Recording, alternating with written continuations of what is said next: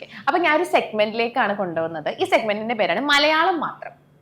അപ്പൊ ഞാനൊരു കാര്യം പറയും, അപ്പൊ അതിന് നിങ്ങൾ മലയാളത്തിൽ മാത്രം വേണം എന്റെ അടുത്ത് പറയാൻ.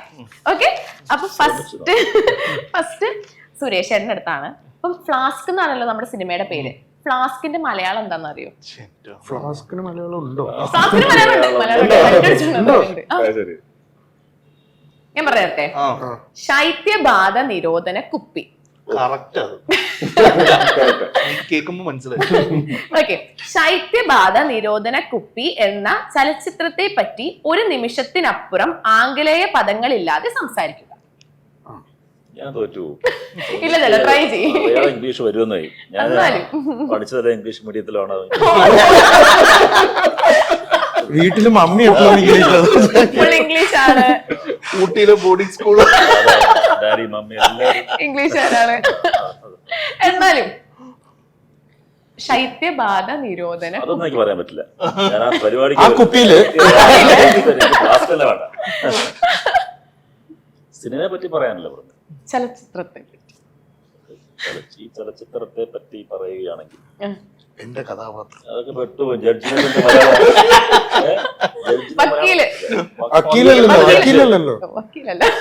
മജിസ്ട്രേറ്റ് എല്ലാം ഇംഗ്ലീഷ് വാക്കല്ലേ മലയാളത്തിലുള്ള. ന്യായാധിപൻ. ഈ ചലച്ചിത്രത്തിൽ ഞാനൊരു ന്യായാധിപന്റെ വേഷമാണ് അവതരിപ്പിക്കുന്നത്.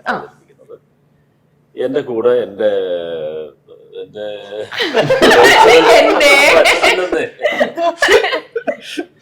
എന്റെ പേഴ്സണൽ സെക്യൂരിറ്റി ഓഫീസർ ഞാൻ എന്ത് പറയും? അതൊന്നും വലിയ പാടാണ്. ചേട്ടാ പറയാൻ പറ്റുമോ? ട്രൈ ചെയ്യാം. ഇവർക്ക് പറയാൻ പറ്റും. ഇവര് മലയാളം മീഡിയം പഠിച്ച ആൾക്കാർ.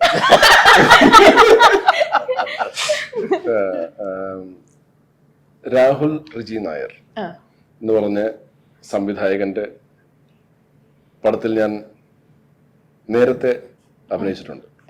ഡാഗ്നി എന്നാണ് ആ ചലച്ചിത്രത്തിന്റെ പേര്. ഞങ്ങളത് ഊട്ടിയിലാണ് ചിത്രീകരിച്ചത്.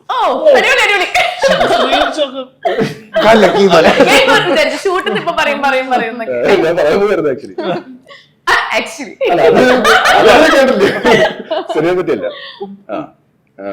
ആ ചലച്ചിത്രത്തിൽ എനിക്ക് അനുഭവപ്പെട്ടത് ഈ പറഞ്ഞ രാഹുൽ റിജി നായർ ഒരു നല്ല സംവിധായകനും അതിലുപരി ഒരു നല്ല റൈറ്ററും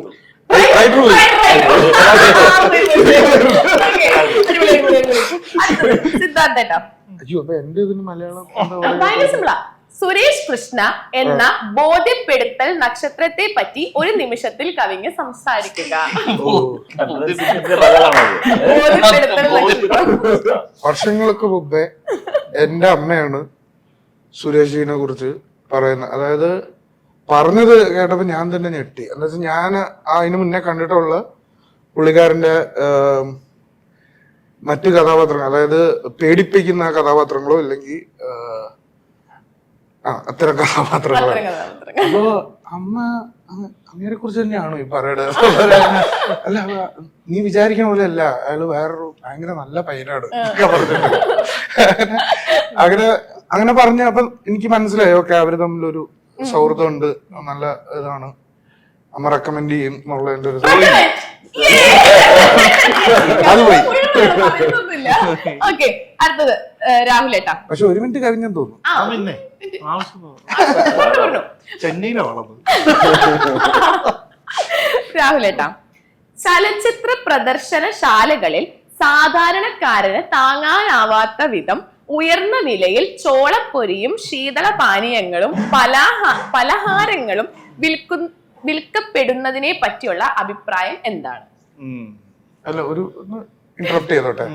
അതിനൊരു ഇതുണ്ടല്ലോ, ഒരു എന്താണ്, ഒരു കപ്പം ഉണ്ടല്ലോ, അതിന്റെ പേര് നിങ്ങൾക്ക് അറിയുമോ? കപ്പോ?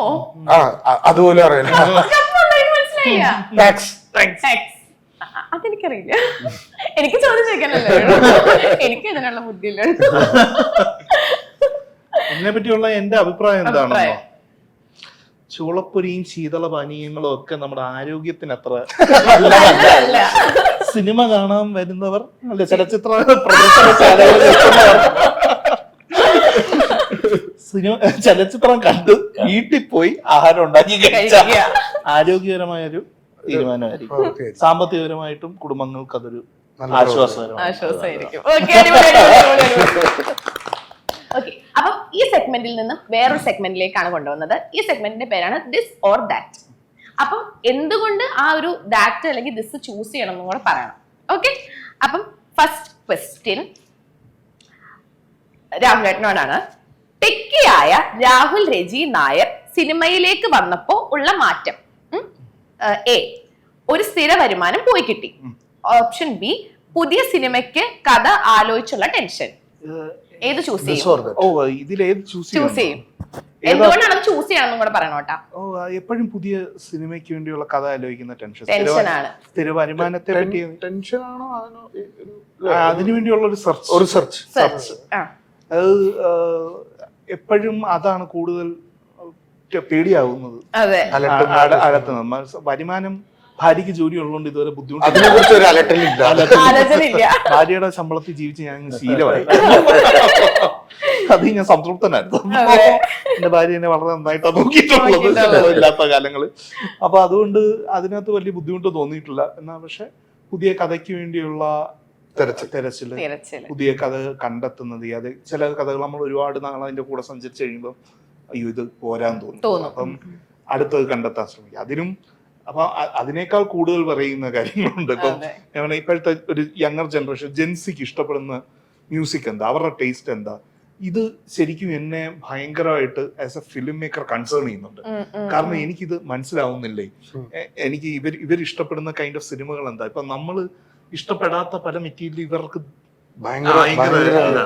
അപ്പം അവരെന്താണ് അതിൽ കാണുന്നത്. അപ്പൊ അവരുമായിട്ട് അവരുടെ ഇഷ്ടങ്ങൾ എന്താ, അവരുടെ പ്രിഫറൻസസ് എന്താ, കോണ്ടന്റിനകത്താണെങ്കിൽ അല്ലെ ഫുഡിനകത്താണെങ്കിൽ മ്യൂസിക്കിനകത്താണെങ്കിൽ ഇതിനകത്ത് അപ്ഡേറ്റഡ് ആവാൻ ഞാൻ ഭയങ്കരമായിട്ട് ശ്രമിക്കുന്നുണ്ട്. അത് ഞാൻ കോൺഷ്യസ്ലി അത് പഠിക്കും. ഞാൻ അങ്ങനെ മലയാള സിനിമ പാട്ടുകൾ മാത്രം കേട്ട് വളർന്നിട്ടുള്ള ഒരാളാണ്. പക്ഷെ ഞാൻ ഇപ്പം കൊറിയൻ പോപ്പൊക്കെ കേൾക്കാൻ തുടങ്ങി. കെ പോപ്പ് എനിക്കറിയാം. അപ്പം അതൊക്കെ ഞാൻ പറഞ്ഞ ഇവരൊക്കെ കേൾക്കുന്ന എന്താണെന്ന് കേട്ടിട്ട് അത് കേൾക്കാൻ എനിക്കത് ചിലപ്പോൾ ആദ്യമൊന്നും ഇഷ്ടപ്പെടുന്നില്ല. ഉമ്മർ എന്തു ഈ സംഭവിക്കുന്നതെന്ന് പോലും മനസ്സിലാവുന്നില്ല, ഭാഷ പോലും കണക്ട് ആവുന്നില്ല. പക്ഷെ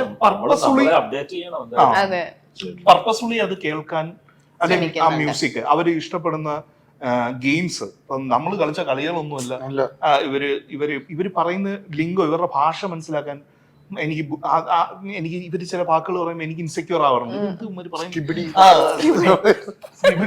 അല്ലാതെ ഇവരുടെ റെഗുലർ ലാംഗ്വേജ് യൂസ് ചെയ്യുന്ന പല കാര്യങ്ങളും എനിക്ക് കണക്ട് ആയില്ലെങ്കിൽ അത് ആസ് എൻ ആർട്ടിസ്റ്റ് എനിക്ക് ഭയങ്കരമായിട്ട് എന്നെ ഇൻസെക്യൂർ ആക്കാറുണ്ട്.